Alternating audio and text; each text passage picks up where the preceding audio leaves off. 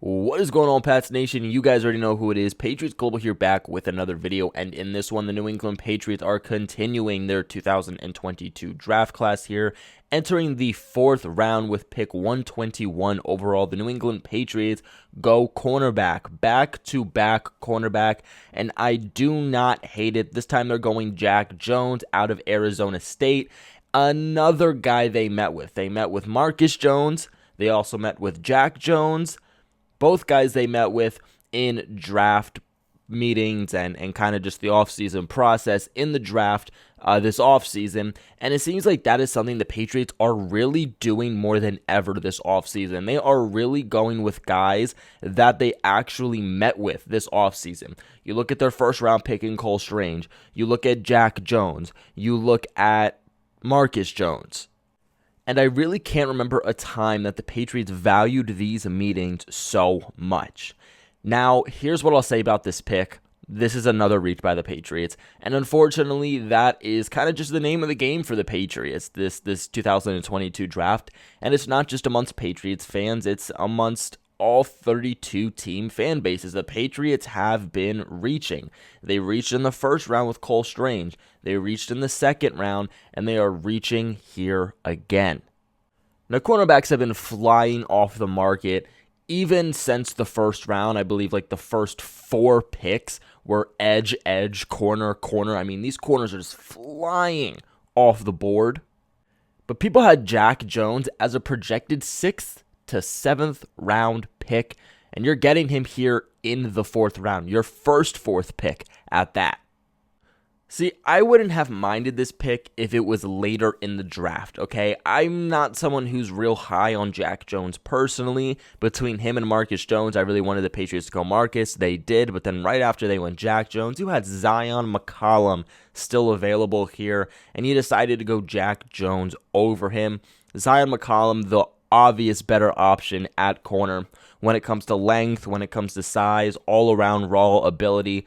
Really wish that's who the Patriots went with here, but nonetheless, they go with Jack Jones from Arizona State. To put this into perspective, again, the Patriots got Jack Jones with the 124th overall pick. Jack Jones has an average draft projection of going 214. He had a rank of 238. You look at his size too, and it's just nothing to call home about. 5'11", 171 pounds. This is a small guy still, and he's still pretty old, all right? 24 years old. The Patriots are really going with older prospects in this draft. Not sure what it is about them going with these like 23, 24 guys, guys that are about to be 25, but it seems like that's the Bill Belichick way right now. Now, he was a guy in college that obviously played mainly as perimeter cornerback. He played 577 snaps there in 2021, but he does have some experience in the box. He has a little bit of experience also in the slot. Unfortunately, from what I'm hearing, at 5'11", due to his size, you're really looking at another slot cornerback here. You know, with the size limitations that he has, you're not really looking at him being a true outside perimeter cornerback. And you can say, well, Patriots Global, that's really where he played at Arizona State. He played on the perimeter, and you're not wrong. But 5'8" Marcus Jones, who the Patriots selected in the 3rd round, also mainly played as perimeter cornerback. And do you think the Patriots are going to put a 5'8" corner on the perimeter?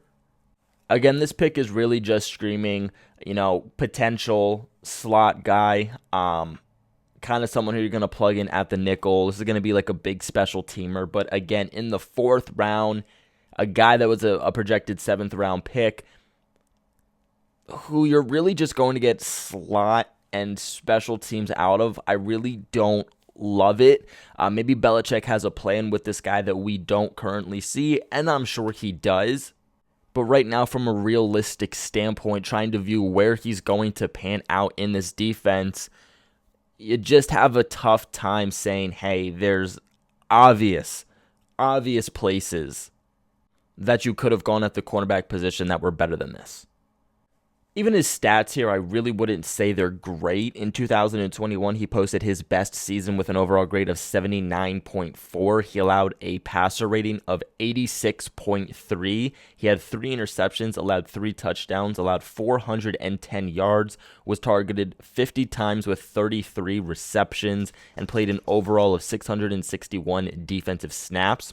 In 2020, posted a 61 overall PFF grade and allowed a passer rating of 75.3, allowed 0 touchdowns, had 0 interceptions, gave up 43 yards, but also only played in 1 game. To give a little bit more perspective, in 2019, he allowed a passer rating of 98.1, had 3 interceptions, allowed 6 touchdowns for 568 yards, targeted 75 times for 49 receptions. This past year was given an overall grade of 78.8, a run defensive grade of 69. Not great, not terrible. It's just kind of there. It's just average. Completion percentage allowed is where I definitely get concerned. He allowed a completion percentage of 66%. That's well over 50%. That's a big area for concern. Now, don't get me wrong, I do think he's a quality player. He is coming off his best season. He's going to give the Patriots something that they like scheme-wise, no matter if they're playing a zone or man coverage. He is able to play in both scheme fits and does pretty well at both of them. NFL Network gave him an overall prospect grade of 5.69, which overall means that he's a candidate for bottom of the roster or practice squad. He's also not really going to give you speed. He's not going to give you speed on the outside. Ran a 4.51 40-yard dash, really not a fast corner. Some of the issues that NFL Network did call him out for on his profile is that he gets locked up by run blocking receivers when he's playing on the perimeter. He loses a lot when it comes to 50-50 battles, really doesn't have that long speed. That size isn't ideal, not to mention the fact that he also does have small hands, but some things you will like about him, he is a ball hawk. He has that ball hawk demeanor. He plays routes defensively as if he is a receiver, so he's really good at mirroring, and that's something that you really like in your defensive backs. That's something that we saw a lot in J.C. Jackson. I think J.C. Jackson did that absolutely perfect, and I think that's part of why he was such a great corner. And although he only ran a 4.5, he does have really good short area quickness. Now, real quick, I want to give a shout out to the sponsors of this video, betonline.ag. Our partners at BetOnline continue to be the #1 source for all your betting needs and sports info. Find all the latest sports developments, including updated odds on the playoffs, fights, and even next season's futures. And don't forget that baseball is back, and the start of the Major League Baseball season is finally here. BetOnline is your continued source for all your sports wagering needs, including live betting and your favorite Vegas casino and poker games. It's super easy to get started, so head to the website today or use your mobile device to join us using that promo code CLNS50 to receive your 50% off welcome bonus on your first deposit. BetOnline, where the game starts. Overall, not trying to hate on this pick too much, just trying to give my overall sense on it. Patriots just had another one of these picks where they really did reach. I think there's better options they could have gone on if you're looking for your perimeter guy. Like the Marcus Jones pick, you got your slot guy. You really needed to go out and get a perimeter guy, and I just can't confidently say that this is what that is. But what are your guys' thoughts on this? Let me know in the comment section below. Remember to leave a big like on this video and subscribe to the channel for all of your New England Patriots news. Like always, I really appreciate you guys for watching, but don't forget, go Pats.